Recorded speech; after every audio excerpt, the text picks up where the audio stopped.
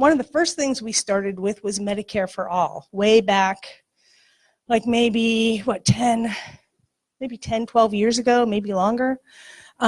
Right when we could see people starting to not be able to afford their health care. A lot of people didn't have health care. So, and we found out about the Medicare for All bill, which was Representative Conyers' bill at the time. So we had a study group of about 12 people, and we just started getting that message out into the community, and we worked on that for a long time. And now, you know, a good percentage of the American public, the majority of the American public, want Medicare for All. So we find ourselves now with another problem. So every time we want something or need something like Medicare for All or the Green New Deal to try to keep us from being destroyed by climate change, or the ability for our kids to all go to college and figure out how to move us forward, the first question we run into is, how are you going to pay for that? So, you know, and so there are a lot of ideas right now being talked about how to pay for things. Of course, at this point in history, we have one of the greatest divisions in wealth that has ever been, perhaps on the planet, where, you know, we have a very small handful of people controlling a lot of the resources. So, of course, we need to break that. You know, those people need to be taxed. You know, we all know that. But that might not be the only way we can have the resources we need to get what we need, to pay for what we need. So right now you're being told that if you can't pay for something right now, you can't have it. And that's an economic orthodoxy that has been built and put in our heads. So I think it's time for us to start trying to think about different ways that we could pay for things. And I also think, especially for the young people in this room, this is going to be the issue of your lifetime. Because people are, you know, like, people want free college. People want, you know, a Medicare for All system. People want these things. And now the question is how are we going to get the money? How are we going to unwrap those greedy fingers from the resources? And there are several different ways to go about that. And so Dr. Fadhel has been working tirelessly in his academic career to put forward a plan for that. And it's actually a way we've done it before. So I'm going to ask Tom Prigg to come up and introduce Dr. Kaboub. Tom Prigg, for about a minute, was one of our congressional candidates here in. Sure did. Felt a little longer in the minute. Right, I bet it did. I bet it did. So we got to know Tom really well, and we really like him. And so Tom helped Dr. Kaboub come to the PA Progressive Summit in Pittsburgh, which is where I heard Dr. Kaboub speak. And I just knew that I had to bring this to my communities for you all to hear it too. Thank you. Thank you. Yeah, I wanted to, I'm very proud to introduce Dr. Kaboub. The idea of, especially when I was running for Congress, it always came up, how are you going to pay for this? How are you going to pay for this? And when you look at the conditions of our country, you really wonder, how are we going to get jobs where we need them? What is the mechanism to bring them in? How does it make it possible to create new businesses so that we can rebuild a lot of our counties, a lot of our neighborhoods? So Dr. Kaboub in 1999 received his bachelor's at the University of Missouri. In 2001, what's that? Oh, okay. 2006, he received his master's, and then in 2001, you received your master's. In 2006, you received your PhD, and then became a professor at Denison University in 2008, where he's been since. He's also president of the Global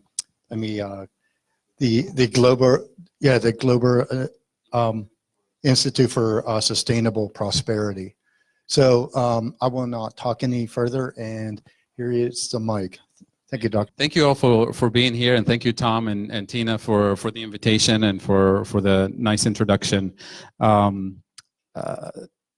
want to talk about the Green New Deal, Medicare for All, you know, all the progressive policy ideas that you know, everybody wants to see happening. It's not right of the political spectrum. These are things that everybody agrees would be nice to have, but then we're told that this will be too expensive, we can't afford it, it will create inflation, the government will have to borrow a lot of money or tax a lot of people. It could be taxing the middle class or even the working class, or it could be taxing corporations who will then go out of business, and which means your job is on the line. So which means all of these great ideas, the mainstream is telling us, are nice things to have, but we can't afford them. And if we try, it will be inflation, it will be chaos, it will turn into Venezuela, we'll have to borrow a lot of money from China, all of the negativity that you hear in the media that's completely disempowering the progressive movement, because the economists are telling you you can't do it. And the mainstream of the political, left and right is telling us it just can't be done. With some variation, some are more progressive than others, so they'll say we can do a little bit of it, but not too much, not all the way to Medicare for all, not all the way to fighting climate change, but we can do small, experimental, incremental change, and maybe we'll survive this climate crisis. So what I'm trying to propose here is that there's a different way of looking at this, and it's not new. It hasn't been kind of one of those things that was invented recently. This is the way we've done things in the past, going all the way back to World War II, going all the way back to sending a man to the moon. We know how to pay for these things, and we know how to do it without causing inflation, without bankrupting the country. We know how to create sustainable prosperity. And that's the message that I'm inviting you to look at today. So without any further ado, let's see what's the main message. We have a climate emergency, and I'll illustrate that in a little bit. Millions of people want to work but can't find jobs, and this including here in the US. You hear the news this week that the unemployment rate is the lowest since the 60s or whatever in multiple generations. Yeah, but we still have 15 million people looking for work, right? That's the best we can do, is to leave 16 million families without a source of income. Green technology and green tech innovation is becoming more and more available and getting cheaper by the day. So when you look at these things, we have an emergency happening, we have the technological resources to deal with it, and the technology is getting better and cheaper by the day, and we have millions of people who want to do it, who want to use the technology to fight this climate crisis. And what we're told is, yeah, we have these things, but we can't pay for it, we can't afford it. Right? And that's a problem. What are we waiting for? We're waiting for the answer to how do you pay for it, right? So just to illustrate, I'm not a climate scientist, but the evidence is so overwhelming that you can't deny this stuff anymore. This is, this is us, on planet Earth the last several decades. And we're spiraling out of control when it comes to global temperature change. Scientists tell us that the 2 degree Celsius would be the limit, or the point of no return. And we're, in the last few years, we're just spiraling out of control. And no significant action has been taken. In terms of carbon dioxide concentration in the atmosphere, CO2 concentration, most scientists have been telling us for a long time that 350 should be the limit. There's an organization called 350.org, that's the name of the organization. And you can clearly see that historically, going back thousands of years, that this is not the natural cycle of the planet. This is us after the Industrial Revolution. There's no doubt about this. In terms of CO2 concentration, that 350 limit, scientists are compromising and they're saying, well, 400 maybe is the new limit, and we've just exceeded the 400 limit as of last year. So this is not stopping, and this is not something that will be reversed by small experimental incremental change. This needs an intervention comparable in scale to what was done in World War II. In World War II, there was no debate about, well, maybe we should compromise and experiment with the Nazis and see maybe we can convince them otherwise. That was not the debate, right? I grew up in the Middle East, and these are the pictures that we see in the summer. Scientists are also telling us that this entire region will be uninhabitable in the summertime during our lifetime. By 2050, you'll see millions of climate refugees leaving that part of the world because it will be uninhabitable. And this is already happening, by the way, on a small scale. Most people think of the Syrian crisis as a political crisis and conflict that started after the Arab Spring. It didn't. The climate refugees in Syria started moving 3 years before the political conflict because of a massive drought that displaced 1.5 million people internally from rural areas to urban areas in Syria. So that was one of the, it didn't cause the political conflict, but it was one of the things that added to the tension. So climate refugees are on the move already. We're just not paying attention. The good news, though, is that most Americans are on board with the idea that we can tackle the climate crisis and create jobs at the same time. This is not either or. These are two things that go hand in hand, that we can create jobs. And this is a good new development in public opinion in the US, because a decade ago, that was not the case. A decade ago, the understanding was that, well, the climate is just something that happens there. What matters is jobs and economic growth in the traditional sense.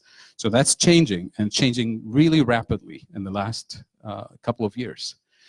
In terms of job creation, the most popular jobs policy in the US for Republicans, Democrats, anybody, is the Job Guarantee Program. And since we're speaking at a PDA meeting, I just discovered that the executive director for PDA based in LA is Alan Minsky. His father, Hyman Minsky, was the economist who did the most contribution in this area of research that I belong to. It's a job guarantee, the idea that it's the responsibility of the government to act as an employer of last resort, especially when we're facing a serious crisis like this. So the job guarantee is the most popular policy for Republicans and Democrats. This is not an issue for the public. This is an issue for the mainstream media. This is an issue for a very small political elite that sees otherwise. This is the map also. This is data from an organization called Data for Progress. I encourage you to take a look at it. I'll be showing quite a bit of their data. Again, they surveyed public opinion across the country. Republicans, Democrats, everybody's in favor of a job guarantee. The idea that the government should be in charge of creating jobs to help us fight this climate crisis, green jobs and so on. Very popular with the general public. It's a small minority of people who happen to be in power in DC, and their media allies and the political elite, they're outnumbered by us. You know, we want this across the board, including Trump supporters want this. This is specific to Pennsylvania with specific components of green jobs. Over 50% of people surveyed in Pennsylvania, again by Data for Progress, upgrading drinking water infrastructure. Who's against clean water, right? Reforestation, overall support for a Green New Deal, 56%. Job training, you know, requiring renewable energy by 2050, 100% renewable energy. This is not a minority view. Everybody wants this. Now, if you look at all of these surveys and you say, well, how about the people who oppose it? Why do they, who opposes clean water, right? People want clean water, but they still oppose it or don't have a strong opinion about it because they don't know how we're going to pay for it. And the assumption is that it's going to be more taxes on the local community that we can't afford. Remember, the Tea Party taxed enough already. Or it's going to be taxes on the elite or on the polluters, or taxes on the one fracking company that creates a job for the entire, the jobs for the entire town. If you tax them and they go away, then we're left with no water, no food, and nothing else, right? So we have to crack that message open and say, we know you want clean water, but you're worried about your job and you're worried about taxes. And that's the message that I want to untangle today about how do we pay for it. It's not necessarily with heavier tax burden on the local people. It's not the state or local municipalities' financial responsibility. There is a way to do this. We've done it before. We can do it again. This is, so I looked up, we're in District 17, yes, confirming, yes. This is District 17, which is right here. So data for progress, again, did this for every district in the country. You can look at the map and look at all of these public opinion survey. This is as of last year, I suppose, the last few months. So congressional district support for paid family leave. 64% in this district say yes. Clinton voters in the last election, 86%. Trump voters, 41% say yes, paid family leave is a good idea. Again, with all of these surveys, you wonder, like, who are the people opposing it? A small minority is for ideological reasons. But the majority of people is, how are we going to afford this? How are we going to pay for it? So those individuals, if we give them the message that I'm delivering today, we'll get them on our side to say, yes, we want all of these progressive things. If it means my job is safe, if it means taxes are not going to necessarily go up. But it's a constant puzzle. What do you mean we don't have to pay more taxes to afford these nice things? Where does the money come from? That's the message today. Again, on so many progressive issues, free college tuition. Again, in this district, 56% say yes. You know, Trump voters less so, 30%, but still overwhelming support for progressive policy ideas. Support for employee governance, that is giving employees a seat at the table in the corporate structure and rebalancing the way we do things at the corporate level. Everybody wants this. Overall support, 71%. Democrats, 88%. Trump voters, 53% of people want the restructuring of corporate America to give working people a voice at the table. Independents, 72%. This is overwhelming. Right? And this is right here in this district. And you can see the whole state is blue, right? It's the darker the blue, the more support. The darker the red, the less support. And it's across the country, there's a few states where you see more red space in it. All right, this is overall support for the Green New Deal.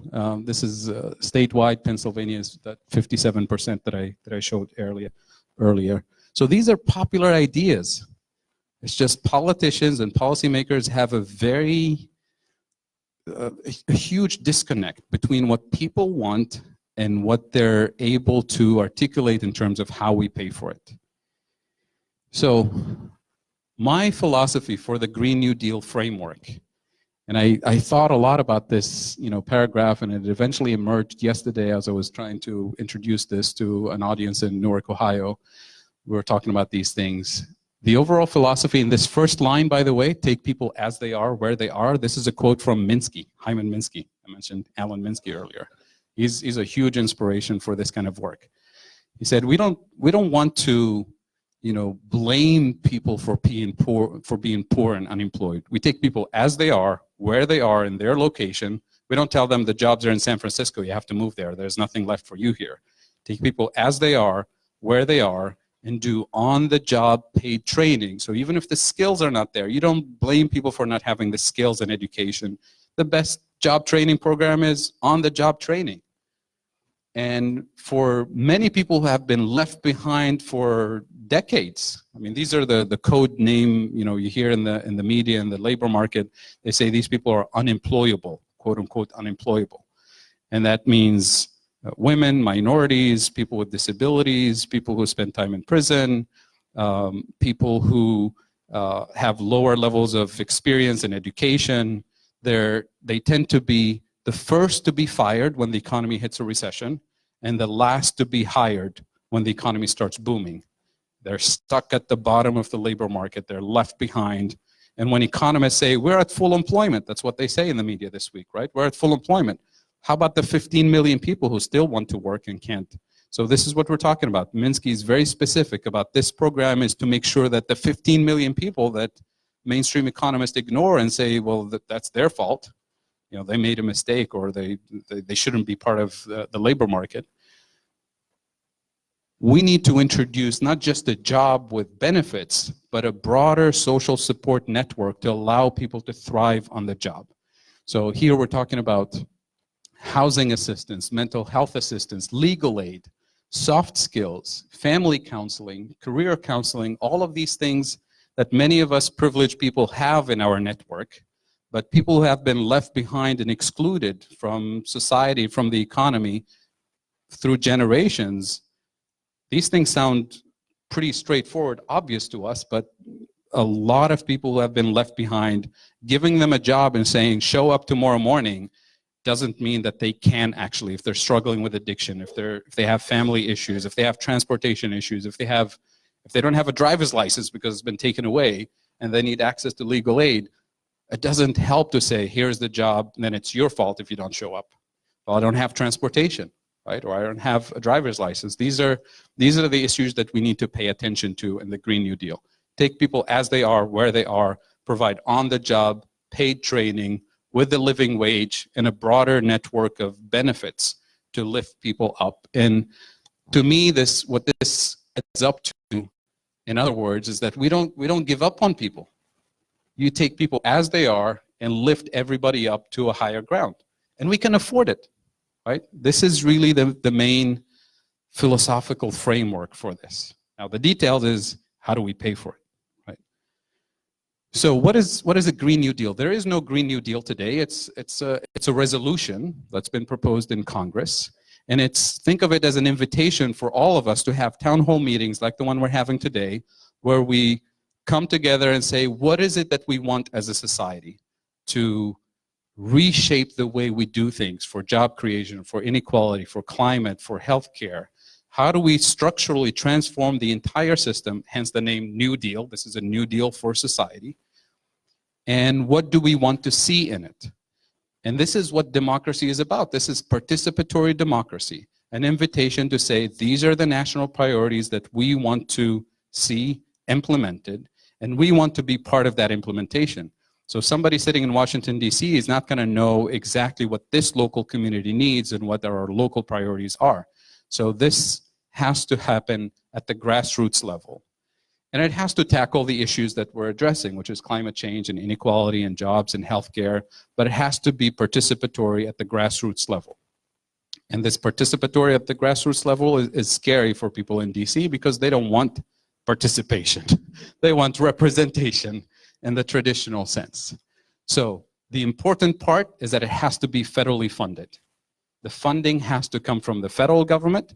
The selection of the projects, the implementation, the hiring, the training, the firing, whatever needs to be done at the local level is done in a decentralized way.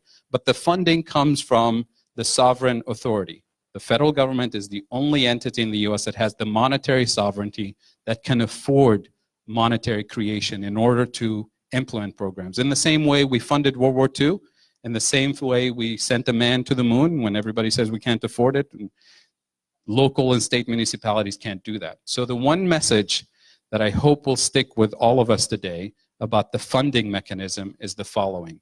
We need to have a clear distinction between the issuer of the currency, which is the federal government, versus the rest of us, the users of the currency. So at the local level, for me personally, for you personally, in order to spend, you have to work hard, earn an income first, then you can spend it. You can borrow from a bank up to a certain limit, whatever they allow you to borrow, but then you have a debt, a serious financial burden that you have to work even harder to pay it off. That's true for you and me. It's true for the state and the city and local municipalities. They have to tax first in order to spend on the schools and local, firefighters and all that stuff. They have to tax in order to spend. And then they can borrow a little bit. The city can borrow to build a football stadium for the high school. Or the state can borrow up to a certain limit.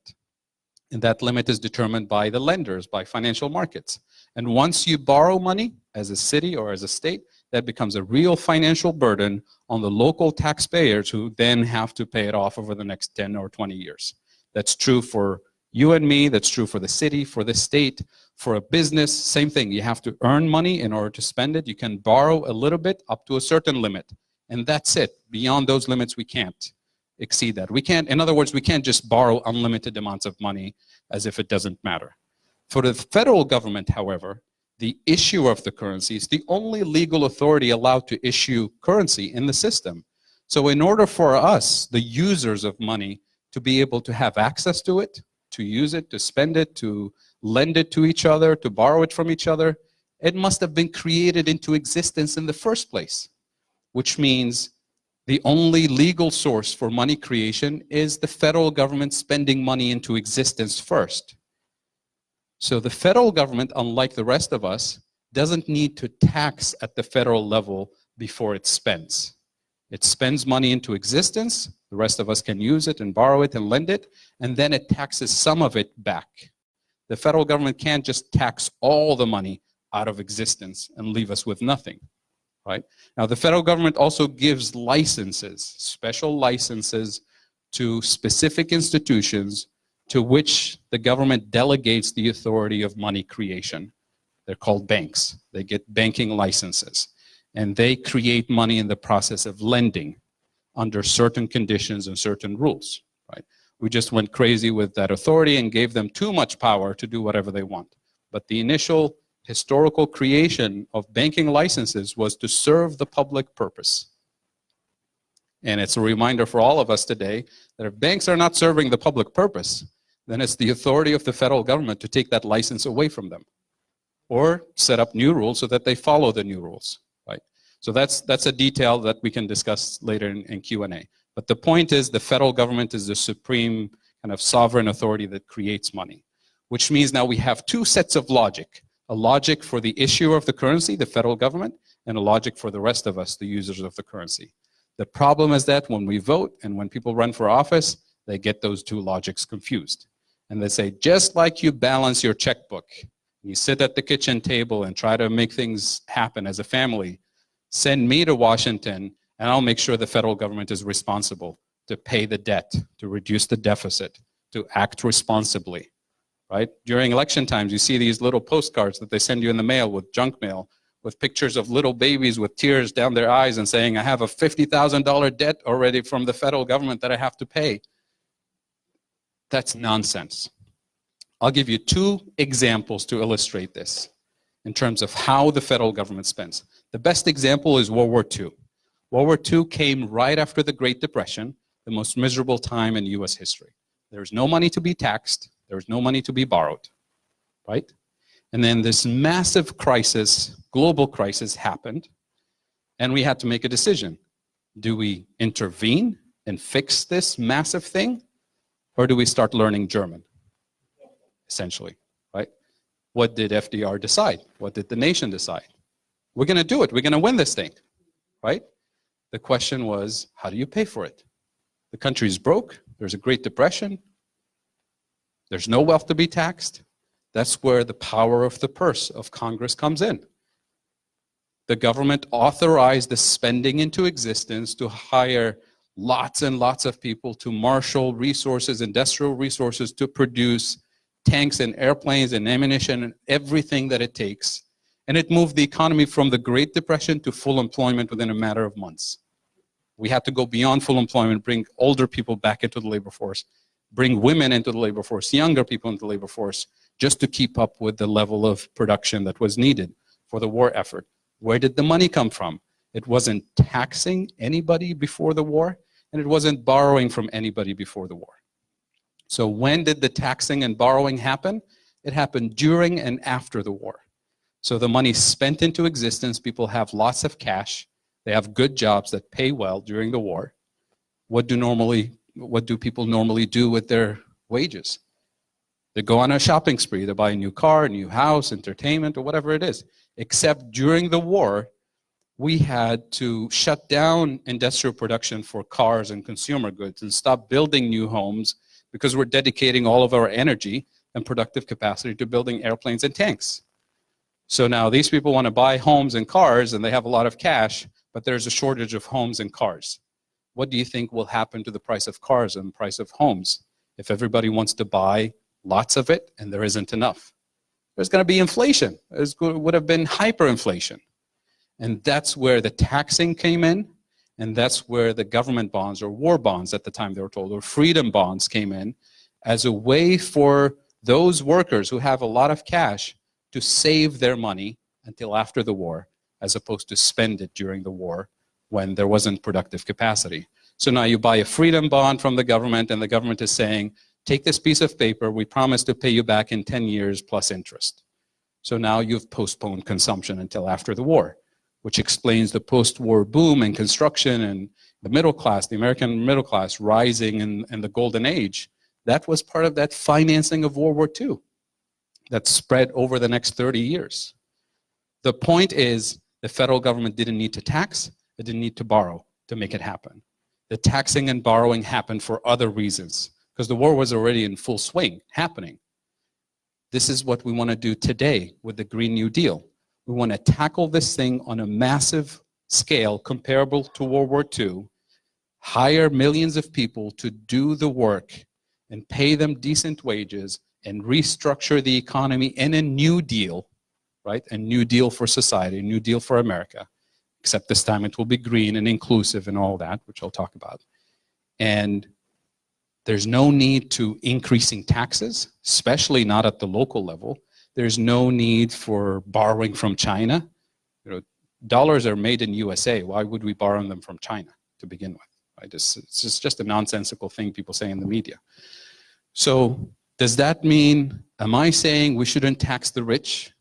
Am I saying we shouldn't tax pollution? Am I saying we shouldn't tax Wall Street? I did not say that. As a matter of fact, I'll be the first one to tell you we should tax the ultra super rich massively, not because we need their money to fund the Green New Deal, but because we want to reduce their power and influence in politics, because they run the show. We need to tax the super rich to reduce their power and influence in the economy, because they dominate the corporate structure. They set prices.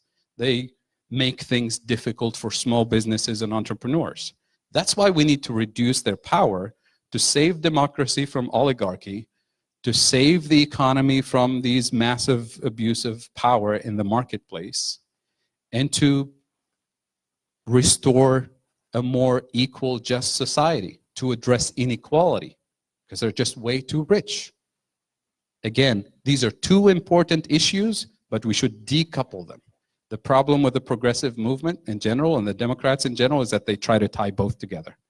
To me, both are equally important but separate, which means let's do the Green New Deal the way we know how to do things, like we did World War II, but also let's tackle inequality by taxing the rich. Let's get their money out of politics as a separate issue, not because we need their money to fund it.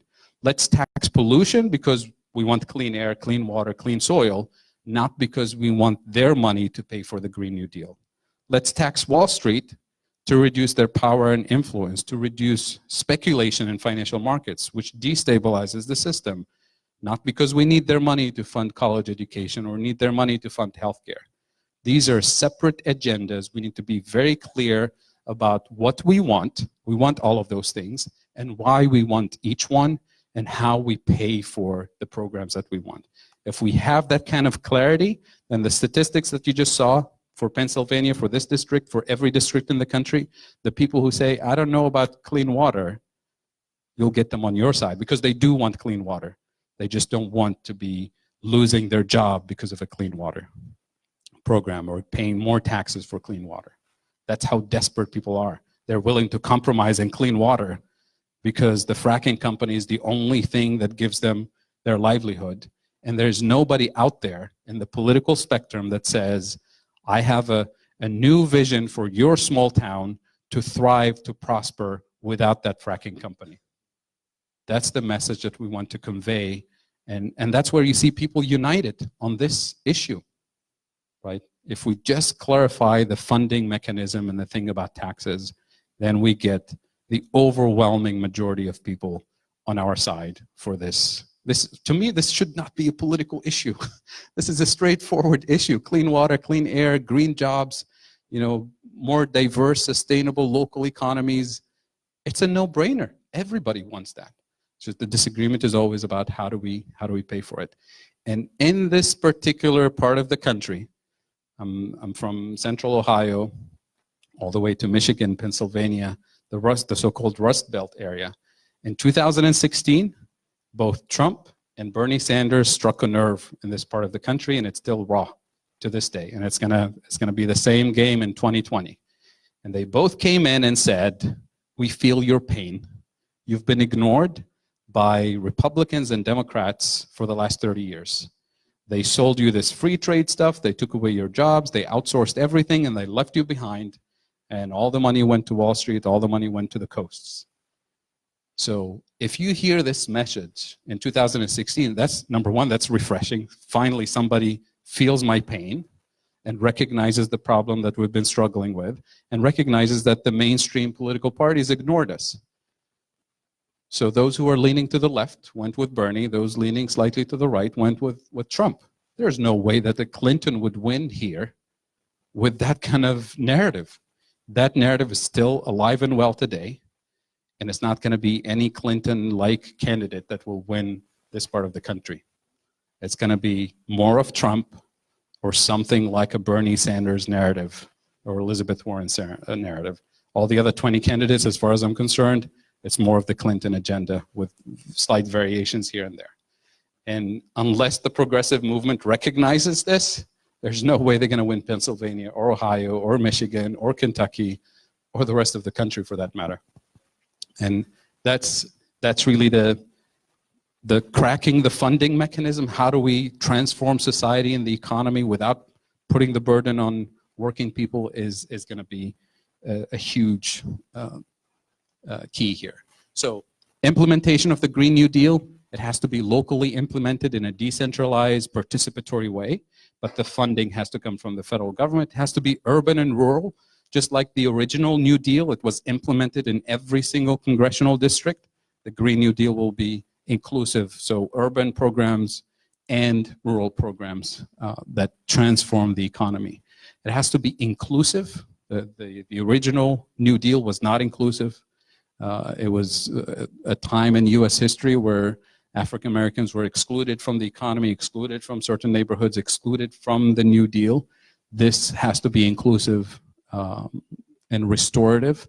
It has to be just, and this is an important word that's hard to articulate sometimes. We talk about just transition, and this is specifically to fossil fuel workers in particular. So when we say we want to end the fossil fuel extraction and consumption, we don't mean we want to end the worker's livelihood. So the just transition is a job guarantee that guarantees a transition with on-the-job paid training with benefits that allow the 50,000 coal miners to transition to a decent paying job in another area of the economy. As a guarantee, not kind of you're left on your own, we're gonna shut down the mines and then, go get the training, pay for it yourself, and maybe we'll hire you if you're lucky. And maybe you'll have to move to San Francisco and become a computer programmer to do that. That's not what the Green New Deal is talking about. Take people as they are, where they are, do on-the-job paid training in an inclusive way to allow new communities to emerge from within and new economic system to emerge from within that's more sustainable and prosperous and inclusive. And restorative, by restorative, we mean it has to restore and repair the damage that's been done in the last 30 or 40 years. Because this is not something that happened just after 2008. I'll show you some of the numbers later. This has been going on since the 1970s and 80s on a gradual basis. So how do you repair the damage that's been done in the last 30 or 40 years? That's why it has to be a new deal that's comprehensive, not small and experimental. We have to completely rebuild infrastructure, rebuild the way we run local economies. And it has to be permanent. This is not a temporary program for the next 3 years and then you're back on your own. We have to, the New Deal infrastructure is still with us today, right? There's a great website called the Living New Deal. It has a map of the US with all the locations that you can visit, including plenty here in Pennsylvania, that you can physically see the New Deal projects that are still working today. Right? So we're told we can't afford it, we have to borrow money, all of this nonsense. And the scare tactics about inflation and hyperinflation and all of that, I'll address specifically the issue of inflation. Because the standard narrative that everybody in the media today tells you is that if the government spends too much and borrows too much and doesn't balance the budget, is going to lead to inflation.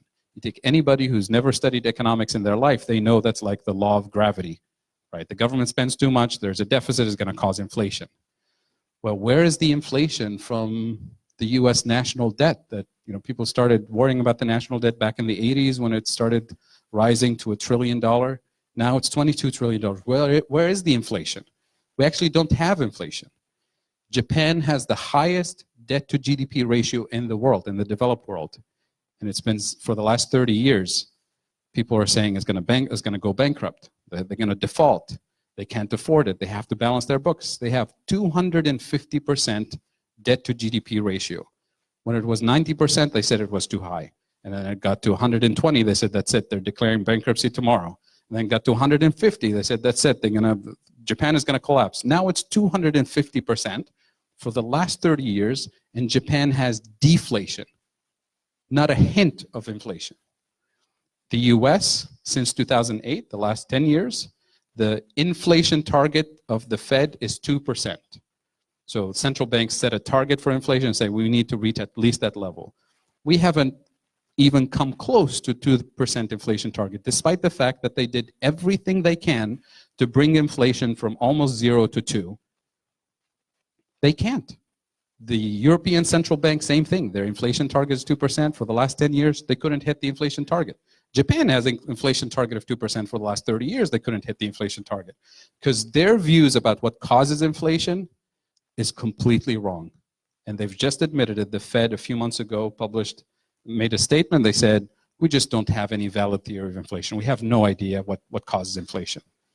Seriously. And this is what you see in the financial press, the Financial Times, the Wall Street Journal, the last couple of months especially. Half the articles I read about central banks, they say central banks are running out of tools. They have no idea what they're doing, right? So that's one part of public policy is the central bank. The other part is fiscal policy. What have we done in the last 30 years? We've banned fiscal policy from doing anything because those are irresponsible politicians who want to bankrupt the country and spend their way out of, elections or whatever. So we handed the keys to central bankers and we said fiscal policy is not going to do anything unless the sky is falling. Like in 2008, they do a little bit of spending, a little bit of stimulus. But it's mostly tax cuts and deregulation and nothing else. So now we're stuck. We just concluded that monetary policy has no tools. They can't really push on a string. So now we have to go back to fiscal policy.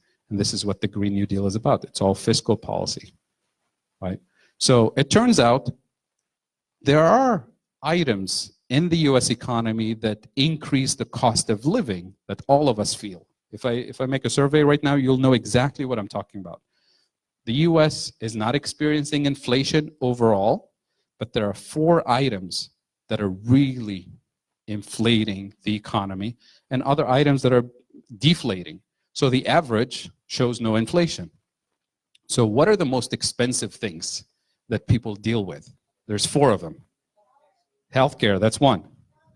Education, that's energy and education. It took us less than 2 seconds to figure out inflation. The Fed doesn't know what causes inflation, right? So why is inflation happening in those areas? And why does the Green New Deal resolution specifically call on investing massively in those 4 areas? Because we care about inflation. All the critics who say the Green New Deal people don't care about inflation, they got it wrong. This is about inflation. We're targeting the 4 areas of the economy that will improve people's lives and lower the cost of healthcare and education and energy and transportation and housing. So in order to prevent inflation from happening, we've already established the federal government can spend on anything at once. The spending part is not an issue. Congress approves it and the spending happens, like in World War II. The part that we worry about is, do we have the physical productive capacity to meet the new demand? So what I can do today is I can, if I run Congress for a minute and I say, from now on, I believe that access to free dental health care or free vision care is a human right. And I want to introduce this to every American as a right. And the government is going to pay for it. Are you with me on this example? So now you're going to pick up the phone and call your dentist and say, I'd like to schedule an appointment. It's a human right, and now we have access to it, and I don't have to pay for it. The receptionist will say, we'll be happy to take you. I'm looking at my calendar here. How does 2035 look on your calendar, right? Because everybody else called right before you and they scheduled the next 10 years, right? We have a shortage of physical productive capacity. So, but then the receptionist will say, well, if that's too much of a waiting period for you, we have a premium membership for $10,000. We'll be able to see you next Wednesday, right? So what have we done? We've given access because the government can spend the money, but we don't have the physical productive capacity to meet the demand. So what needs to be done is invest in increasing the productive capacity so that when everybody picks up the phone, they say, we can see you on Wednesday because we have a hygienist and we have the facilities and we have the technology. That's why the Green New Deal is about investing in a more efficient, effective way of delivering healthcare, a more efficient way of delivering energy, because energy cost inflation is because something happens in the Middle East or Venezuela or in the Gulf of Mexico and prices go up. And that's what's causing inflation for transportation, for shipping, for heating and cooling. Everything from fossil fuels depends on all of these political and geopolitical events. If we invest in local, renewable, sustainable energy, the upfront cost is relatively high, but it's getting cheaper by the day as we saw. But that eliminates any source of inflation in the long term. And it creates millions of jobs locally in every community. That's the New Deal. That's the Green New Deal. College education. Why is college so expensive? I'm a college professor. They don't pay us millions of dollars. But I see the bills that my university pays, and I know where the money's going. It's health insurance. It's incredible how much my university pays for my healthcare. And I thought my portion of the payment was high. They pay 4 times more than what I pay. So I thank them for it. But that's a huge burden on on every employer across the country. Right? That's a huge problem. Energy cost, heating and cooling of university buildings, the cost of construction, which included in the cost of construction is energy cost for all the construction stuff, and included in the cost of construction is the healthcare cost for all the workers involved in the construction industry. So these things feed into each other, and that's a huge component that's driving increasing cost of college education. There are other problems in the university systems, but these are major drivers. So in order for us to tackle the real cost of living that affects people's lives, we need a Medicare for all. We need renewable energy to tackle inequality, to tackle jobs, good paying jobs, to tackle healthcare, access to education. I mean, with the automation that's happening in the world and the US economy in particular, we should not oppose automation. Automation started with the Industrial Revolution, and it didn't end job creation. It just forced us into new industries and new innovations. So if the robots are coming, we should have a big celebration for them and have them do the precarious work, the dangerous work, the repetitive work that human beings should not be forced to do. And we should create a new system in which human beings are using their capabilities to thrive on the job, to do valuable, rewarding work that they enjoy and pay them really well to do it. And here we're looking at the care economy, caring for people, caring for the elderly, caring for youth, caring for the planet. There's plenty of work that needs to be done. But so far we're told we can't afford it, it's too expensive. So we need the 50,000 coal mining jobs because that's better, right? As opposed to caring for transforming the system. And so that's why we call it a New Deal, because it's restructuring the way we do things. And it's not gonna turn the US into Venezuela or Zimbabwe, all of those scare tactics you hear in the media. Because the US productive capacity is not the same as Venezuela's productive capacity, right? As long as there's the technology to do it, as long as we have the know-how, as long as we have the people who want to do it, the people who can be trained to do it, the physical resources to do it, anything that meets our productive capacity infrastructure can be paid for when it comes to the federal government. So the productive capacity is what matters. That's what causes inflation. And if we're short on productive capacity, we don't have enough dentists, then that's going to cause inflation. right? So the problem is investing in infrastructure, investing in education and resources so that we don't have any inflationary problems. And that's the part that the Fed is missing. That's the part that the Bank of Japan is missing. They think that, you know, just printing money or spending it or borrowing too much money will cause inflation. That in and of itself doesn't do anything in the economy. What matters is the real productive capacity. And this approach that I'm describing here, by the way, is called modern monetary theory, or MMT. You've seen it in the news, probably AUC talked about it. And it's called modern monetary theory because somebody, you know, came up with the term modern and it stuck. But it's really not new. I mean, Keynes was the original person who called it modern monetary systems. Keynes, the British economist in the 1930s, he did it as a joke because he meant modern as in the last 3,000 years. That's how sovereign governments spent. Right? So the name stuck, and today people in the media say, oh, you guys came up with this modern money theory like last year because AOC got elected or whatever. It's not. This has been, there's 100+ years worth of literature and research on this stuff. We're stuck with the name now because it's there.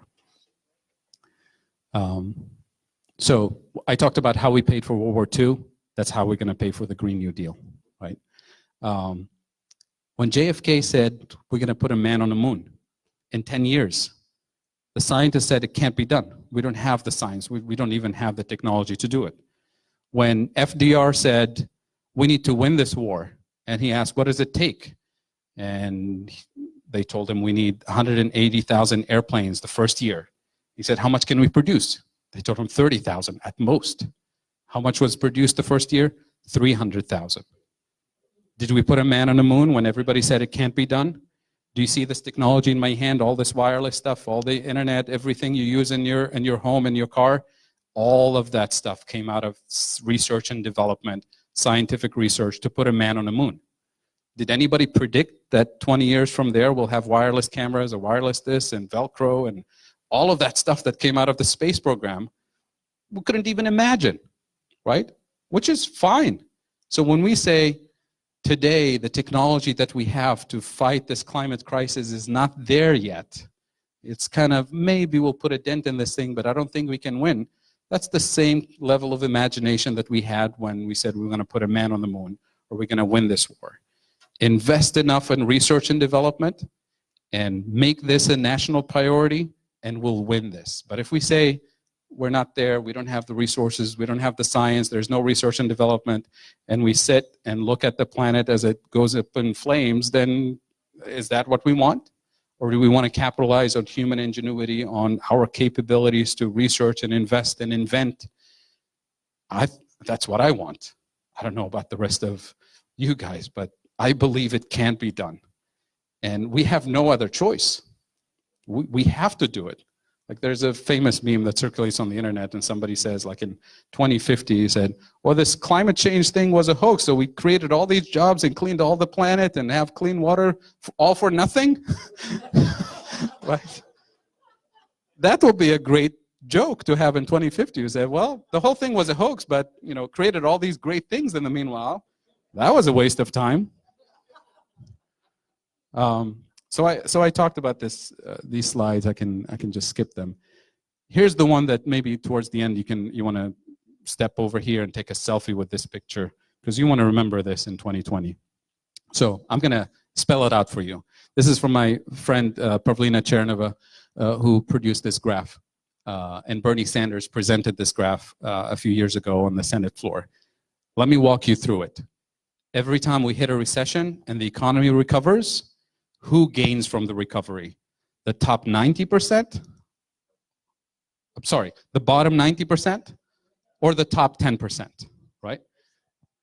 This is the 50s, 60s, 70s, all the way to the 80s. It used to be every recession when we recover, the majority of the gains from the recovery goes to the bottom 90% of the population. And the rich get quite a bit too. But then starting in the 80s, it turned completely the other way. The majority of the gains from the recovery go to the top 10%. The 2008 recession, this is uncharted territory. The first few years of the recovery, the top 10% not only got all the gains from the recovery, but more. And then the rest of us fell behind.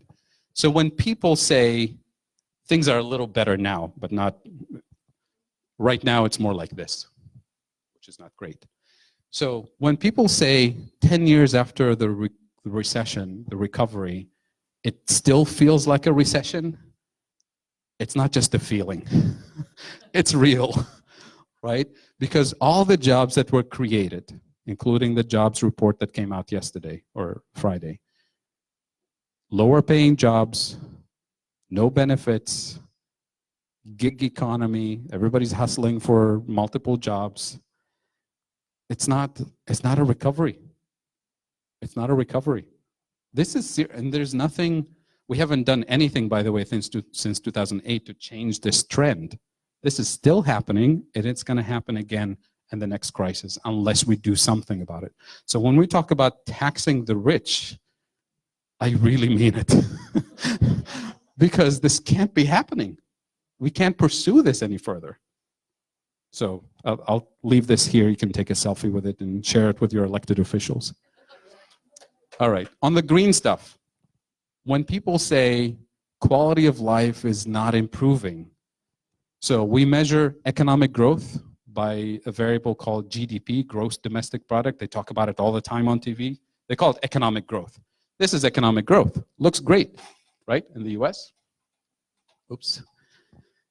But economic growth includes every time a community drinks polluted water and people get cancer and they go through cancer treatment and pay for cancer treatment and health insurance and prescription drugs, that's spending in the economy. GDP goes up.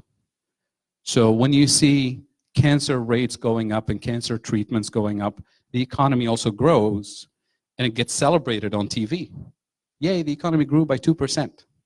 But it doesn't tell us anything about the quality of growth. Every time we breathe polluted air and we get asthma conditions and I take my kids to get their breathing treatment and I pay for it, GDP goes up. Does that mean that my quality of life or my kids' quality of life or your quality of life is improving? It doesn't. So what some economists have done is constructed an alternative measure that focuses on quality of life. So we take that GDP number, this huge economic growth, and we strip pollution out of it, and we strip all the negative spending out of it. Every time we build a prison, every time we spend on crime, GDP goes up. Does that mean that my community is safer or better? So if you strip all of those negative quality of life indicators out of it, and we construct something called genuine progress indicator, GPI, look at quality of life for the last few decades. This is the variable that we should focus our attention on. But what do politicians tell you? I'm sorry, we need to grow the economy because growth will create jobs and that's better for you. Right? So when we talk about a Green New Deal, a new deal about everything, restructuring the way we do things, this should be the target. So now I want you to look at this picture and tell me, do you want quality of life to increase or stay flat? I'm assuming you want it to go up. So now we're talking. How do we make quality of life go up? What should we focus our attention on? Fracking or green jobs? After school programs for kids so that they can thrive and follow their passion in music and sports and whatever they want to do after school? Or do we not fund the after school program and save money and balance the budget and then build a prison for them after 20 years? Because that's better, that's cheaper. Do we want to clean the water supply? Or do we want to pay for cancer treatment after 20 years of drinking polluted water? Does that make sense? So once we focus our attention on what the priorities are, our priority is quality of life. I don't care about GDP growing because it's not going to me. And it's not just me, the privileged professor from Ohio. It's the majority of us. And that's what the polling data is showing. The polling data is saying we're on the same page on this stuff. We want clean water. We don't want cancer treatment payments. The question is always, how do you pay for it? And what I'm inviting you to do is redefine what we're all about. And we're on the same page in terms of our values and what we value as a community, as a society. And then get the politicians to do the work, right? And if they can't, and we're clear about what we want, and we vote them out of office. That's what a democracy is about. So set the priorities straight. I talked about this. Inequality. I talked about it quite a bit. In 2015, there was 80 people in the world who owned as much as half of humanity. 80 people, just 80 people. We can fit them in this room, but we'll have to leave then. In 2016, 61 people, just the first 3 rows maybe. 2017, 42 people. 2018, 26 people. What do you think is going to happen in 2019? Unless we change what we're doing, this is messed up. This can't be happening, but it is. All right, some more specifics to Beaver County. Let me adjust this for a second so you can, oh, the other way. Bring it closer. Living wage in Beaver County, right here where we are, for one adult, it should be 10.92. So this data is from MIT, the University of Massachusetts, Massachusetts Institute of Technology. In the geography department, there's, if you Google living wage calculator, it will get you to their website and you can look every single county around the country. The cost of living, the living wage. So this is for this county where we are today. For one adult, it should be $10.92. For one adult and one child, it should be $22. For one adult and 2 children, $28. For, let's say, 2 adults, 1 working and 1 child, $20. So they have this split by different kind of family sizes, not even close to the living wage, the minimum wage, I mean. So something needs to be done there. We need to lift people up. When we talk about a job guarantee, when we talk about a Green New Deal, we're talking about living wages, not poverty wages. This is the same data for larger families with more children. 1 adult working, 2 adults working. We have the numbers available for every county. We know what it costs to give people a decent, dignified quality of life. This is also for this county in terms of the breakdown of the cost of living. So for a family of 2 adults, 1 working with 1 child, 1 parent working, which means the other person can take care of the child. So there's no childcare cost, right? But if you have 1 adult, a single parent with 1 child, the childcare cost in this county is $7,500 a month. Sorry, a year. This is annual, sorry. Might as well be, right? So housing, I mean, this gives you the breakdown of what really is the burden on the family's budget. Medical, just as bad as childcare. Housing, transport, and we're in rural Pennsylvania, aren't we? Right, this is not San Francisco, right? Right, transportation, right? This is the same information also, but for, you know, larger family size. I couldn't fit the picture all in one screen, otherwise it would have been small. But as I said earlier, I'm going to email this PowerPoint presentation to Tina, and everybody's free to share it with others. This event is being recorded, will be available on YouTube, so we'll share the link with you so you can send this to your elected officials, and so that you can watch this again and make your own narrative out of this so you can talk back when they say we can't afford it. So can we afford it? Yes, we can. Remember somebody said yes, we can when he was running for office, and then when he was confronted when he was in office, he says, no, we can't, we ran out of dollars. Right. Can we afford this? That's the one that's not affordable. The part that we can't afford is the inequality. The part that we can't afford is the cancer treatment. The part that we can't afford is the child care, is the health care. Those are the things that we can't afford.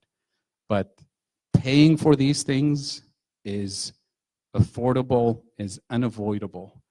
So what I did about 10 years ago when we was looking at this, I said, okay, let's see how much this thing will cost in the depth of the Great Recession, when we had the highest unemployment in decades. What if we implement a job guarantee and pay people a decent living wage? Let's see how much it costs. Let's say we pay skilled workers $21 an hour, semi-skilled workers $18 an hour, and unskilled workers $15 an hour. This was before the fight for 15, by the way.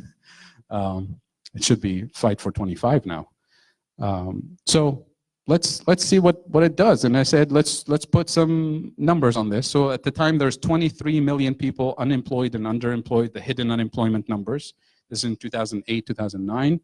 40 hours a week, so full-time with benefits and cost of material and everything.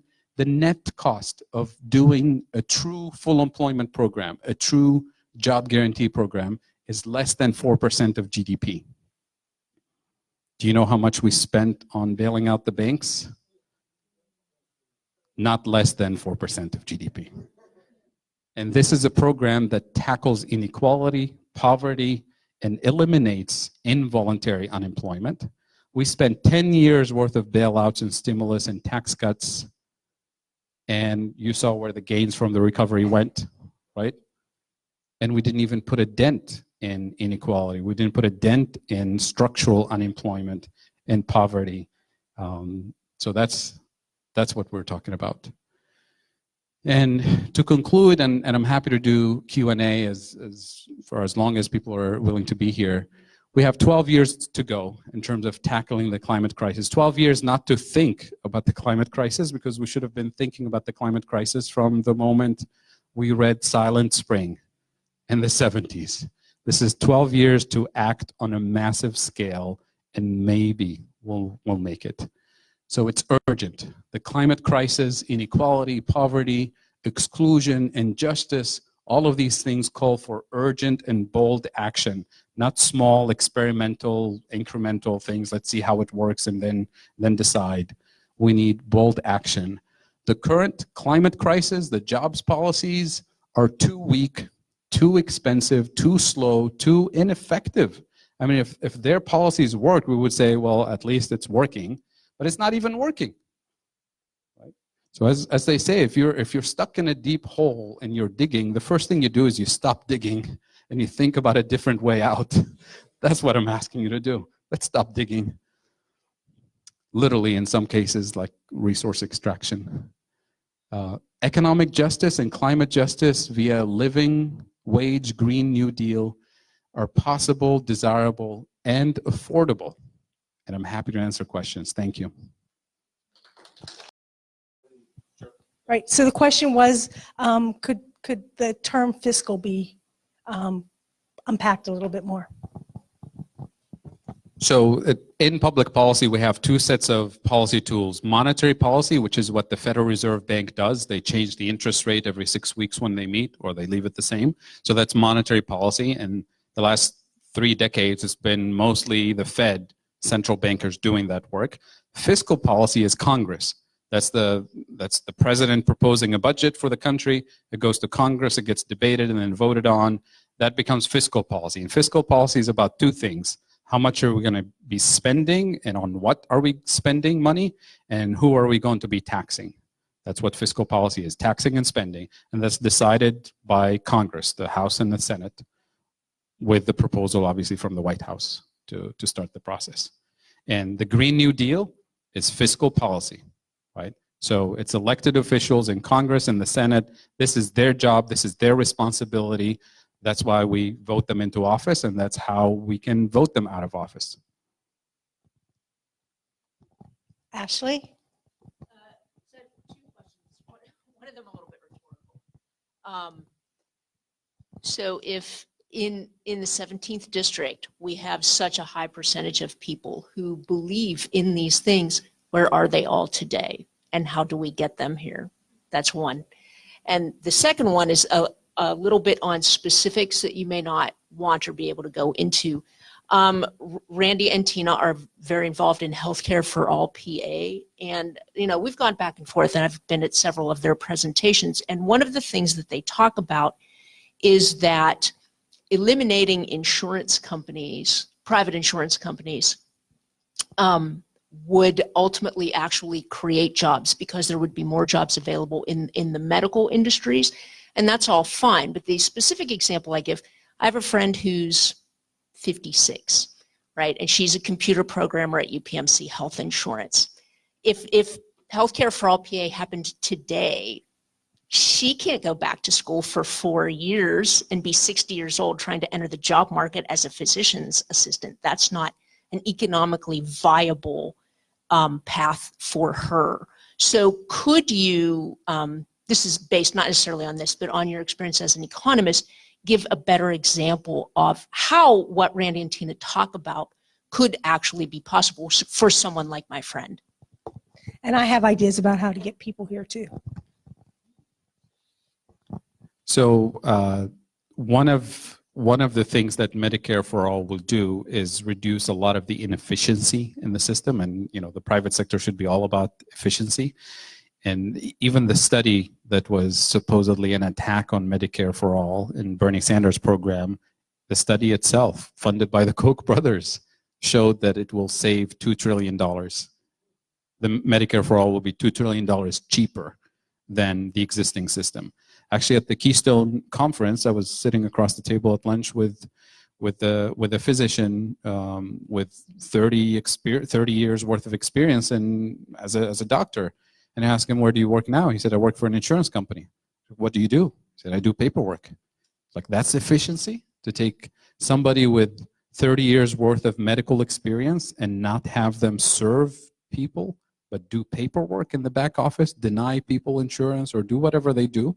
That's inefficiency, right? So one of the, to take the specific example about somebody in their 50s and what are they going to do when they get displaced from that. Everybody with 30-some years worth of experience in any industry, especially computer programming or whatever, those are transferable skills. Transferable skills, which means we as a society, when we reorganize and say, these are our national priorities, and we don't want people to be working the field by hand, 12 hours a day, we want to do robotics to do the harvesting like they do in Germany, right? Which is, they use American technology, robotics, and they do high-end agricultural production. Then your friend will have a computer programming job doing something else in a new industry that we set as a priority. So we just have to reset the priority straight, but then do it as a job guarantee, not as you're on your own, you lost your industry now go find the job or go find the training, or you're on your own. A job guarantee means there's a guaranteed employment with a decent wage as a safety net until you transition into the right kind of job that maximizes your potential with your skills and leverages your skills. So that's my answer. And then I don't know if Tina has. Yeah. So getting people, like, how do we spread this message? Okay, so when I set up an event page and Dr. Kaboub set up an event page for this event, I was shocked. I had 48 people sign up. I had 152 people share the event page. I've never had that happen. I had 125 people interested in this event. And Dr. Kaboub's page was equally that. So that's one of the reasons we have so much food, because since it was a live stream event, I had no way of telling how many people were going to come, and it set me into a little bit of a panic. So they're not here, but they're interested. And even 5 years ago, like, I've known about this for a long time, but you've never heard me talk about it. And you've heard me talk a lot. So 5 years ago, you couldn't talk about this in public because you were crazy, you were, and now, like, we have probably almost 40 people in the room, and we have hundreds of people listening and watching Dr. Kaboub's live stream. So the thing is that, and the only problem we have is that we have a compressed time frame. So I haven't read the Green New Deal bill yet. I read the Medicare for All bill, and I was so confident about it that I could talk to anybody about it. So first thing we're going to have to do is have a core of people who are so confident that they can talk to anybody about it. And, just filter it. People are interested. This is the main question people are getting, is how are you going to pay for that? So. Yeah, it's a tough pill to swallow. I mean, it took us 2 hours to get here, and we're just scratching the surface of this new paradigm.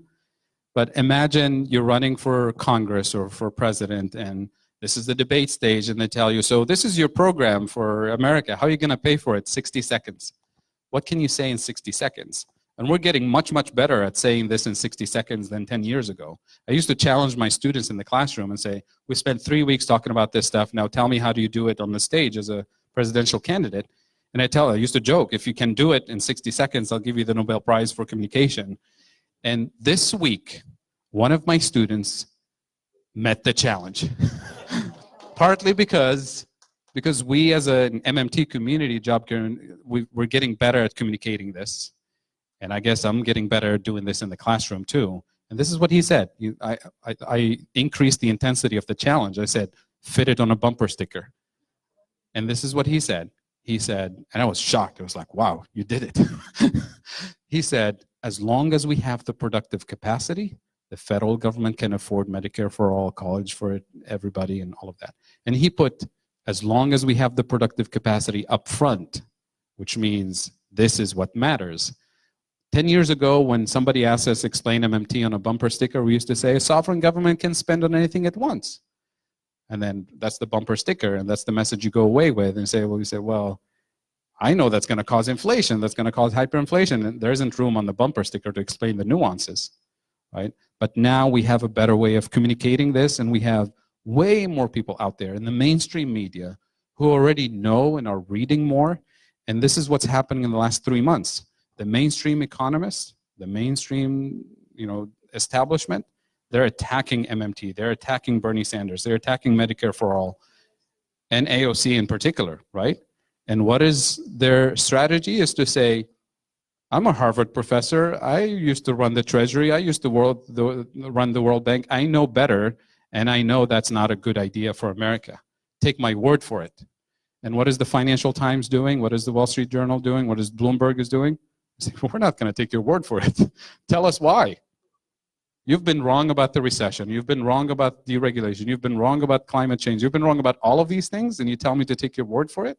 And these are not my friends. I mean, these are journalists doing their job.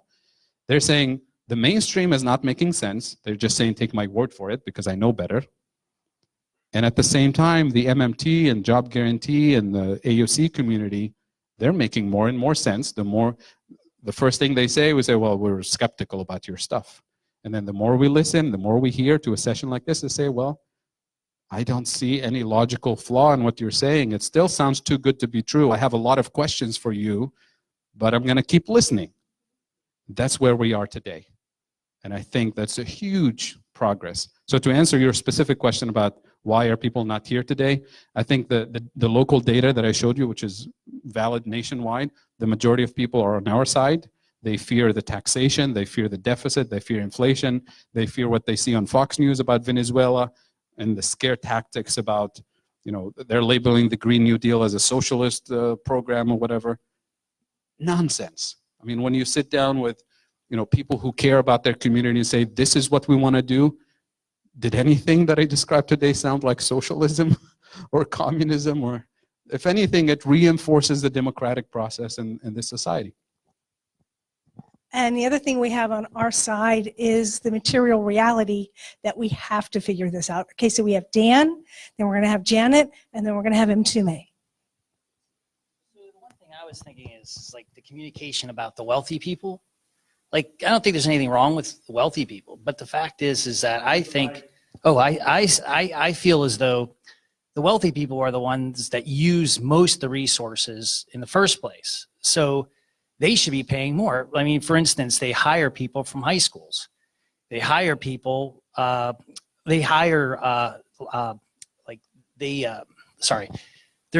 like they take up more of the courts. They hire people who work with the Chinese to make sure that the products get overseas. They use our military to create problems, for example, in Venezuela, to make sure that we get cheap oil, or we attack other countries to make sure that there's cheap oil that comes into the United States.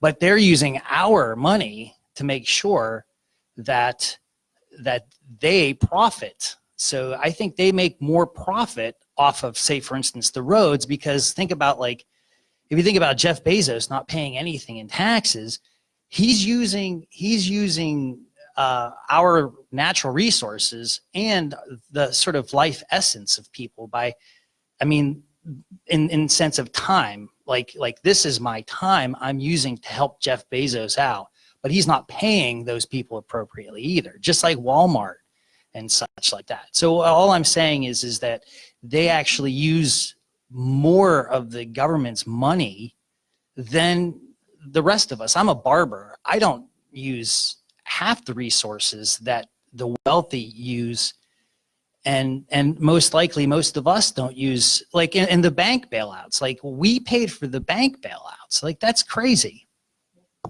Right. So there's two separate things. Like Professor, like Dr. Kaboub said, there are two separate things. There's paying for what we need and then taxing the rich so that we can curb their power. But I would posit that also that funding in this way also helps to cut their power, because what we're doing is we're doing an end run around them. So right now they're standing right in front of us and saying, we can't afford this. We have all the money, but you know, we have it doing other stuff and we can't afford this. And then, so this is a way of saying, we don't care. Like, you know, you have all the money, but we need this stuff anyway, and we have the government, which we should. So another way to say this is we usually think of redistribution, taking from the rich so that we can pay for the roads and infrastructure and the police officers and the military and all that. That's the old way of thinking, redistribution from the rich to the rest of us. I want us to think about pre-distribution, so that we take the engine of the economy and we change it so that it produces the right results in the first place. But the current system is we have this messed up engine that produces massive inequality as part of the process of running the economy, and then we say, uh-oh, the result is really, really bad. Now let's take from the rich and redistribute. But then we feed it through the same machine that produces more and more inequality.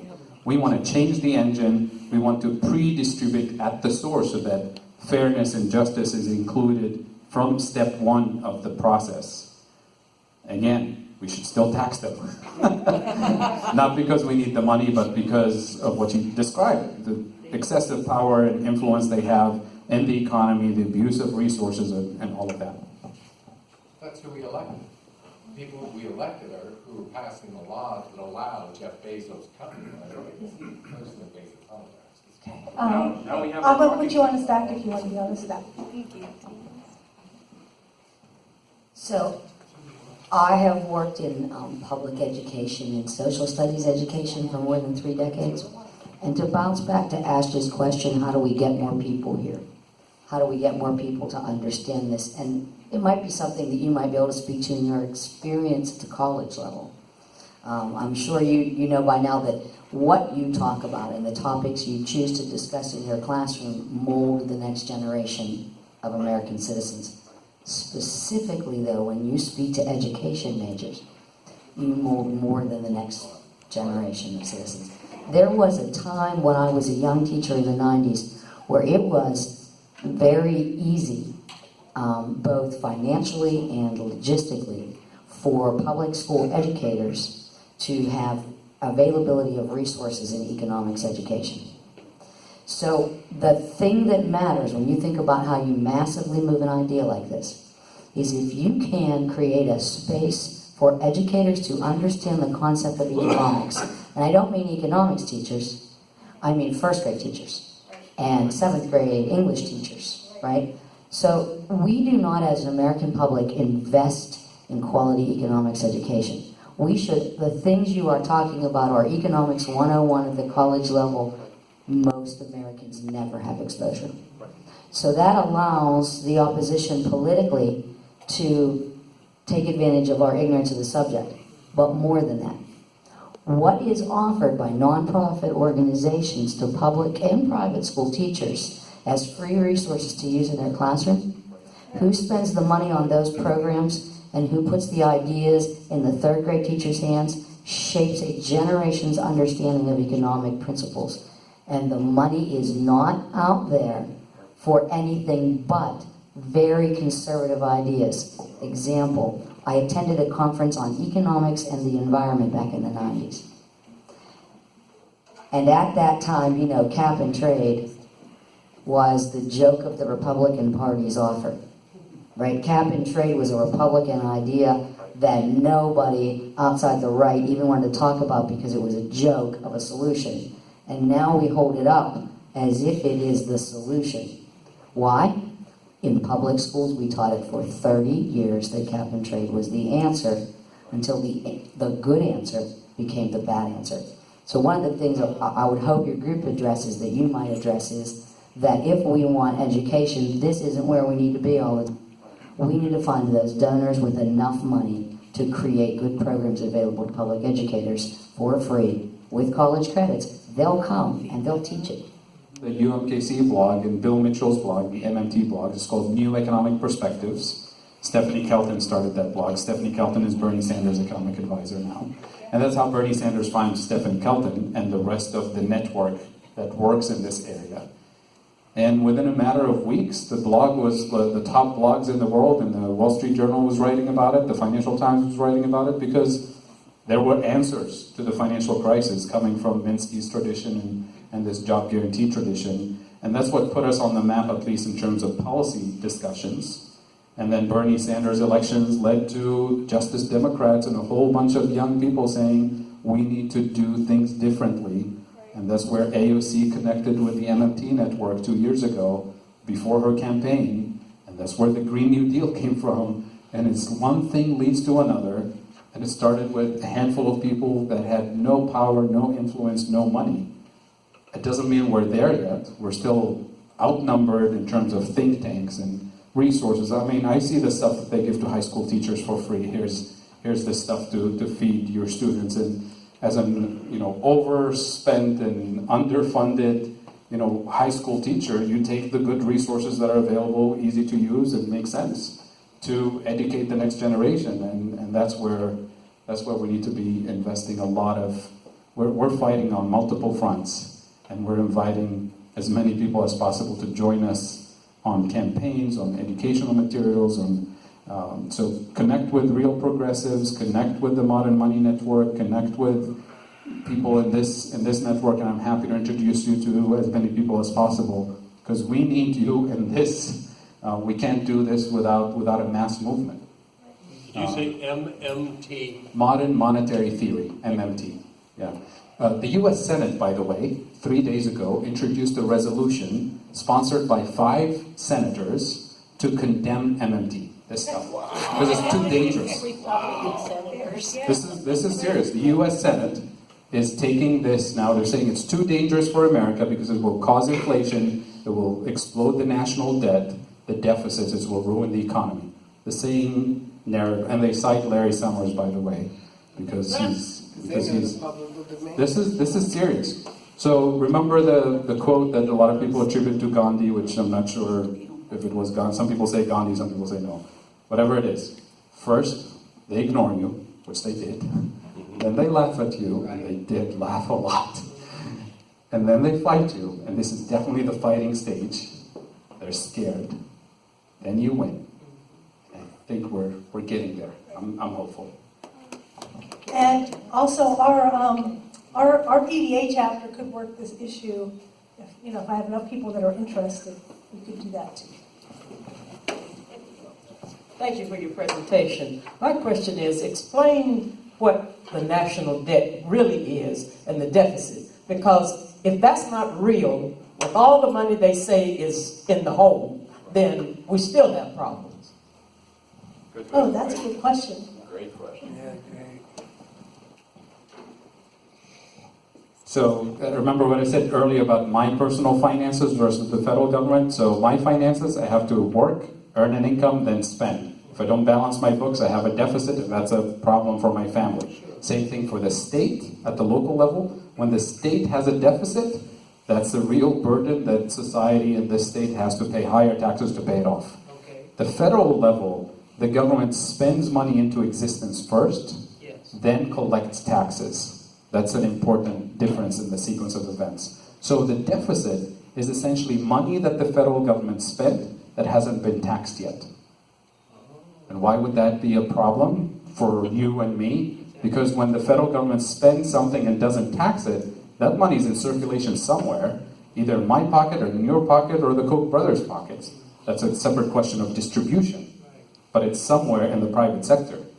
And we need to focus on distribution, better distribution. But a deficit for the federal government is the exact equivalent to the penny to the non-government surplus.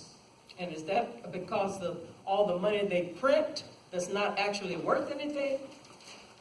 The money that the printing is not really the problem. Okay. So you're talking about inflation. Yeah. Inflation, as I said earlier, happens when you have too much money in the system, Okay. but not enough productive capacity.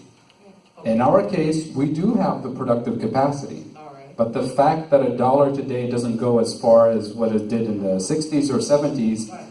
I mean, we do want some modest level of inflation, but it has to be commensurate with what people can afford. I mean, I don't really care what inflation is as long as I can afford healthcare and education and infrastructure and all the things that we need for our daily lives. So the fact that $1 doesn't go as far is because your budget as a consumer is limited and you can't afford healthcare or you can't afford the after-school program for kids. That's a separate issue, and that's one of the things that the Green New Deal wants to tackle. Right? But the deficit in the national debt and all the scare tactics that you hear in the media about we as a nation going bankrupt, they're trying to make you think that it's the same thing as your personal debt, consumer debt. So the real debt that we worry about is consumer debt, is student loan debt. Right? Those are the things that are unaffordable. The real deficits that matter is the infrastructure deficit, is the education deficit, is the climate debt is what matters, not the national debt. Right? Thank you. Yeah. Anyone else? Yes, me. Like you, and then you, and then. Fadhel, we haven't discussed this before, but if you go back a few years, Obama contemplated something that a lot of people were pushing at him, and that is, given the Constitution saying about that the federal government has the right to create coins, that they were pushing for a $1 trillion platinum coin, that the federal government can place any value on a coin that it wishes. So with respect to this question about the federal debt, it's what, 22 trillion right now? They could issue 22 coins and pay off the entire debt. That's how. One coin. Well, theoretically, if they want to put it as a 22, but I'm saying if they put a $1 trillion value on each coin, that literally could just simply issue 22 coins and wipe out the entire debt in one shot. So it's just a shimmer. Yeah, I can. Yeah, and I think it's important to remember too that we are also at the end of about maybe 20 years of propaganda aimed at us about how government should be small, government shouldn't do anything. So we've also got all of that in our heads. Yeah, absolutely. I mean, the obsession with the national debt narrative is just overwhelming, and it's very difficult to challenge because you get candidates at the local level saying, "Vote for me, and I'll be responsible with the way we spend," and all of that. Massive funding from the Koch brothers foundations, the American Enterprise Institute, the Peterson Institute. Their obsession is with the national debt. But what Michael was saying about the platinum coin, the $1 trillion coin, it can be even a coin with $100 trillion on it, minted by the Treasury, deposited at the Fed, and this whole thing goes away. We'll never have to talk about it. And then some people in the media saying, well, that coin must be like the size of the Empire State Building. That's the big problem with their understanding of money. Money doesn't derive its value from the intrinsic value of the coin. It's a symbolic representation of what's happening in the real economy. The best example you can think of is a scorekeeper at a football game. Does the scorekeeper show up at the game with like 10 points in their pocket, and that's what they have to spend?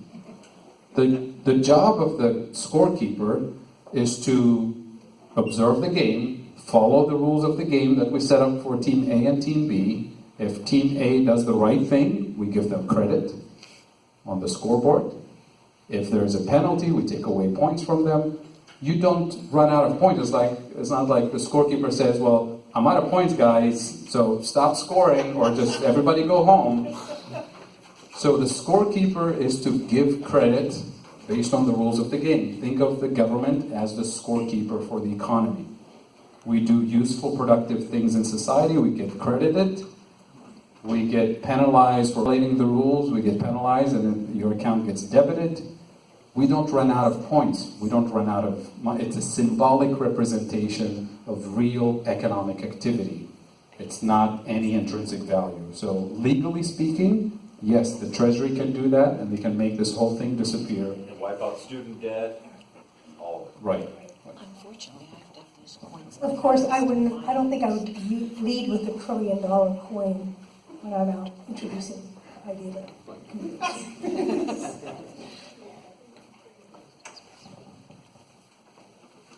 Yes, I think we need to readjust health care for all. If you're working, you're paying into Medicare. If you're on Social Security, you are paying into Medicare. And I tell you what, we don't have much money, but in the year 2018, we had to pay into Medicare, which was taken out of our Social Security, $2,940. What did we get for that? If you're healthy, forget it, that's pure money. 2017, $2,400. Okay, that is health care for all. If you're working, you pay into it. If you're on Social Security, you pay into it. So what's the big deal?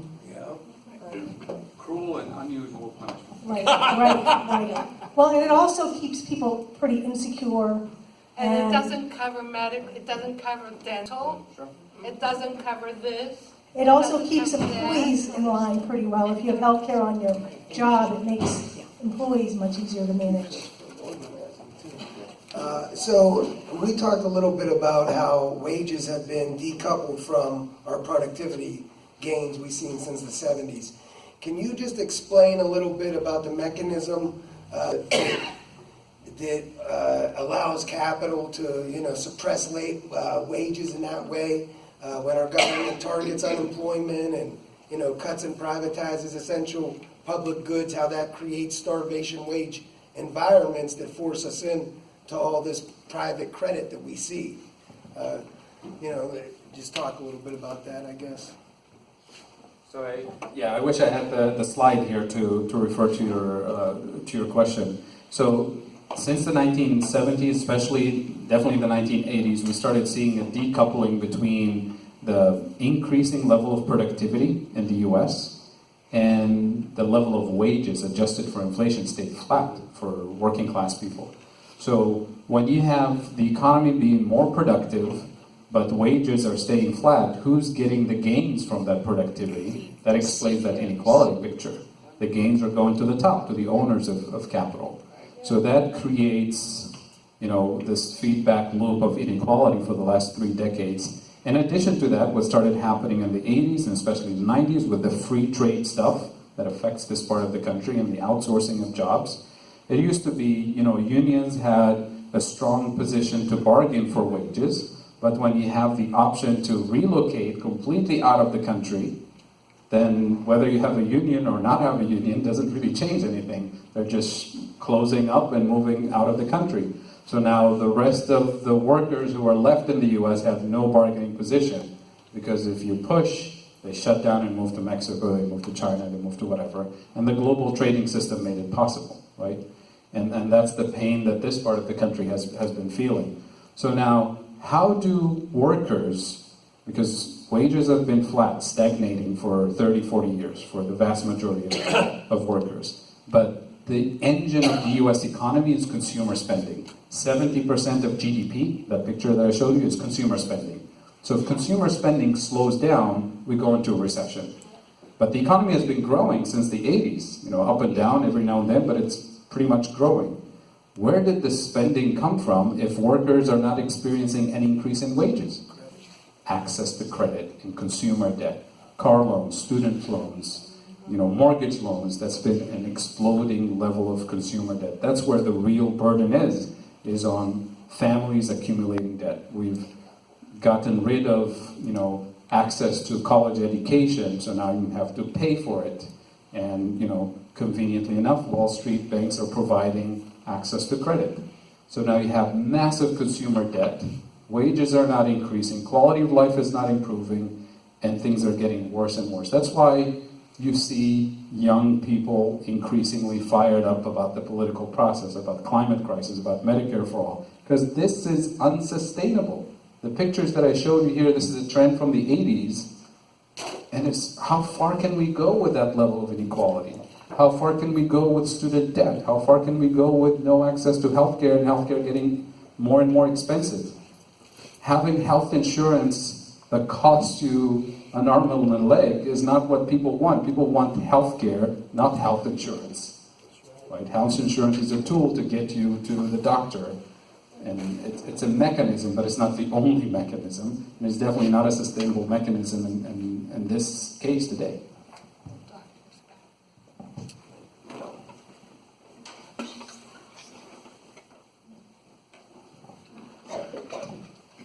Hi, thank you. Please, spending into existence. Let's go back and just touch for a bit on like the basic meaning of that, because I've tripped up. Thanks. Yeah, this is things that we haven't heard before a lot, much. So when, there's another question? Yeah, when you finish. Okay. So when Congress decides there's a national security issue, we're going to war, and we need to increase military spending by $300 billion. The bill comes to the floor, it gets debated for maybe 6 minutes, and then there's a vote and it's approved. And there's never a discussion about where does the money come from. So it gets approved and it gets spent into existence, and nobody asks any question about it, about where the money comes from. But when we bring a bill to Congress that says we want to spend, increase the budget by $30 billion for assistance to low-income families for heating in the northern part of the country, you say, well, where does the money come from? You need to cut spending from other part of the budget so we can pay for it. It's a political tactic. So spending into existence, the best example is World War II. How did the government afford run the war effort when there was no money to be taxed and there's no money to be borrowed? That's what the government did. The government has the authority to issue money into existence. That's the authority of the government. Nobody else can do it. If I try to do it, it's counterfeit, you go to prison for a long time. The federal government is the only authority that can create money legally. And think of government as the scorekeeper for the economy. So we build resources for the Green New Deal, we get credit for it from the government. The government doesn't run out of points, right? It's like the scorekeeper doesn't run out of points. So the scorekeeper comes to the game and says, you guys start playing, entertain us, we want to see a great game, score as many as possible. And you do it, and it's a great game, and the scorekeeper will give you points. The more you score, the more you give you. Halfway through the game, the scorekeeper is not going to say, well, that's enough, that's too entertaining, I'm running out of points, let's shut this down. We don't do that in a football game, but we do it in the economy when it comes to the point where, spend the points on, my friends in the military and the super rich, but food stamps and assistance to disabled people, that's too much spending. That's going to cause inflation. That's going to ruin the economy for the rest of us, right? That's what I'm talking about here. And it's that simple, but they make it sound like the sky is falling if we're going to. And I think it's also important to step it back just a little bit and remember money and dollars are not a natural product. Like we're always told, money doesn't grow on trees, because it doesn't. Humans create money as a representation of economic activity. So, and that's what it's for. That's actually what an economy is for. An economy is something that humans create to support themselves and support human society. So I think if we step back and also remember that, it also helps understand this whole idea of where does money come from and why do we have it? So now we have, let's see, we had Marcia, then Roger, and then since we're at our time limit, like if people feel real compelled, yeah, and then, I'm sorry. Okay. Do you mind holding it? I want to read something off of my cell phone, some screenshots that I took. This is on the same theme that Janet, the educator, mentioned about third graders and economics and what they learn. But this is happening also now here in Western Pennsylvania because we're in the petrochemical shale crescent, as they call it now, Ohio. Western Pennsylvania, Ohio, and West Virginia. So I went to a climate reality project, which is Al Gore's group, international group, and this webinar, it was an all-day Saturday webinar, or I'm sorry, not a webinar, it was a live program at CCBC at the end of March. And I was amazed by this, and I took screenshots. The fossil fuel interests have gotten too close to America's schools and classrooms. Fossil fuel companies are funding projects to train teachers on curricula developed to spread positive messages about oil and gas. These curriculums oftentimes cherry-pick the science they present. They promote the industry and sell the economic message while confusing and obscuring the truth about the cost the industry will place on human beings and our environment. Just another one. I mean, this is amazing. Trainings often offer recognizable benefits to teachers and, oops, I don't know, my brother doesn't need to text me right now. Oh, sorry. Okay. Oh my gosh, now I lost it. Well, anyway, so what's happening? You know how teachers say that they have to put so much money out of pocket for like supplies. Well, now she's coming forward and arrange resources to coming forward with the supplies. Then you know how teachers have their they have to attend the teacher seminars, events every year. Now the oil and gas companies are coming and presenting the curriculum, giving scholarships to the kids for college, everything. So it's like unbelievable. Yeah. Thank you. Yeah, because that's what they do. It's not new, it's just getting worse. Right, Exactly. Yeah, that's how they keep their system in place. Yeah. J&L used to do the same thing. Did that? Yeah. I think back to your elementary school days, how many things had the J&L stamp on? A lot. Is there any particular legislation that you would recommend we support right now? What legislation should I recommend to Casey? What should he co-sponsor? So, Very good question. Green New Deal. Good deal. Yeah, what's the bill number on that? So, Green New Deal is the ultimate package. You can think of the Green New Deal as a series of legislation. Think of the New Deal of the 30s. It didn't come all in one piece. There was a whole alphabet soup of new administrations, the CCC, the WPA, all of these administrations.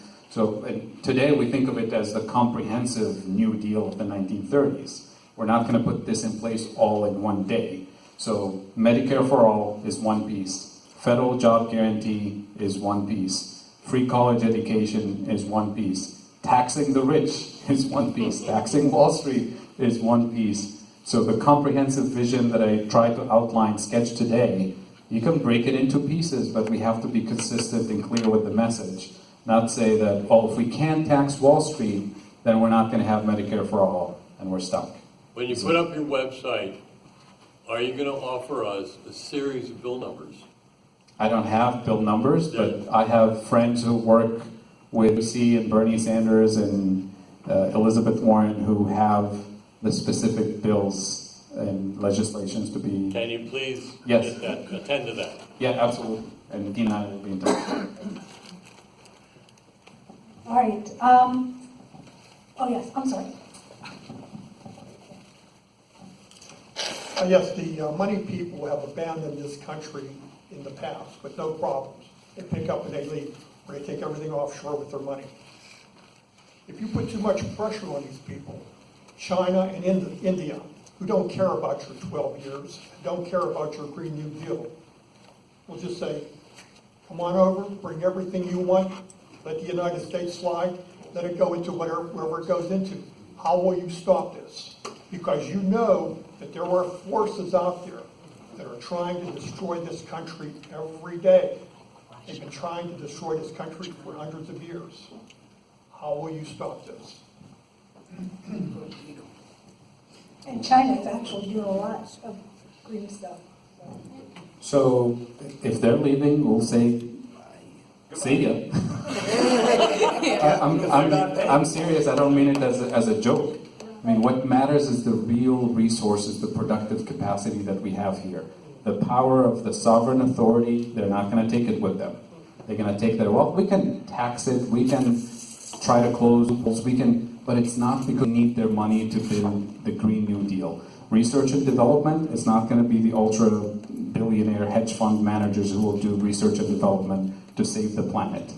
They can take their money and go, we can take their money and tax it, but it's not going to change the fact that we need research and development to invent new technologies. That's one thing. The other thing, that this empty threat of them it's not going to happen. It didn't happen before, and it's a few people, a few $100 million here and there, but it's not going to be this massive exodus. Following reason, the safest financial market in the world, the safest financial asset in the world is in the US. Why is China accumulating all of its wealth in US dollars, in US government bonds? Because it's AAA rated, never defaults, guaranteed. Not because they want to fund the US economy or because they have a special relationship with the US economy, because they're the second largest economy in the world, and they accumulate a lot of wealth, and they want their wealth to be invested in the safest asset. The safest asset is the US. So let's say China, and this is what people are saying in the media, they're going to take the $1 trillion worth of government bonds they have, US government bonds, and they're going to dump it in the market. So they start selling lots of it at once. The price of those bonds will crash, it will crash the bond market, it will crash the US economy. That's the scenario that people say will happen. That's how China will attack the US market. Think of it from China's perspective. I have $1 trillion worth of wealth denominated in US dollars, and now I'm going to start selling it. And you can't sell $1 trillion in 1 minute. You're going to sell a few billion at a time. And as you start this massive sale, the price of those bonds will start dropping. So now I have $900 billion left to sell, and they've dropped by 50% in value. So 50% of my wealth just disappeared because I decided to shoot myself in the foot. China will never do that. It will be the stupidest thing for them if they're willing to destroy all the wealth that they've accumulated. No other investor in the world will do this. The only countries that can get speculative attacks are countries that have debt denominated in foreign currencies. The entire US debt stock, all the government bonds, are denominated in US dollars, which means we can never run out of dollars to defend the value of the currency.